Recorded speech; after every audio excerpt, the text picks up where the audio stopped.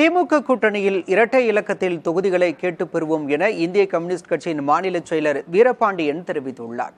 திமுக கூட்டணி பலமாக உள்ளதா, விஜயின் வருகை 2026 தேர்தலில் தாக்கத்தை ஏற்படுத்துமா ஆகிய கேள்விகளுக்கு வீரபாண்டியன் கூறிய பதில்களை புதிய தலைமுறையின் வணக்கம் தலைவர் பகுதியில் பார்க்கலாம்.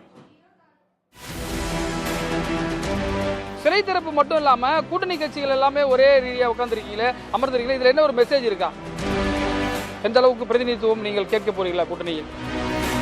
அதிக எண்ணிக்கையில் கேட்பது ஜனநாயகம் தான். தாக்கம் இந்த தேர்தலில் இருக்கும் என்று கருதுகிறீர்களா?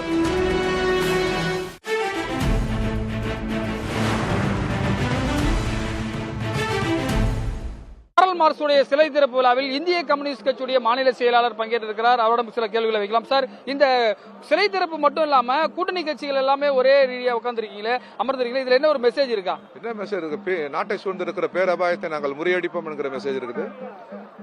இந்திய ஜனநாயகத்தின் விழுமைகளை எல்லாம் ஒன்றிய அரசு சுற்றி வளைத்திருக்கிறது. எனவே அதை தோற்கடிப்போம் என்கிற மெசேஜ் இருக்குது. குறிப்பாக உங்கள் எதிரணியில் இருக்கக்கூடிய குறிப்பாக அதிமுக பாஜக கூட்டணி ஒரே மேடையில் பல இடங்களில் அவர்கள் மதுராந்தகம் கூட்டத்தெல்லாம் கூட்டியிருக்காரு. நீங்கள் எப்போது அது போன்ற ஒரு கூட்டணி கட்சி தலைவர்களாம் ஒரே அணியில் ஒரு மேடையில் தேர்தல் பிரச்சாரத்தில் ஈடுபட போகிறது? எங்கள் கூட்டணிக்கு தலைமை தாங்குவது திராவிட முன்னேற்ற கழகம், அதனுடைய தலைவர் மாண்புமிகு முதல்வர்.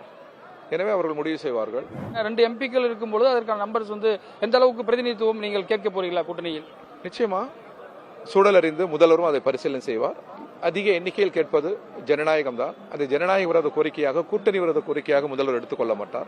சூழல் அறிந்து நாங்கள் பகிர்ந்து கொள்வோம். விஜயுடைய தாக்கம் இந்த தேர்தலில் இருக்கும் என்று கருதுகிறீர்களா?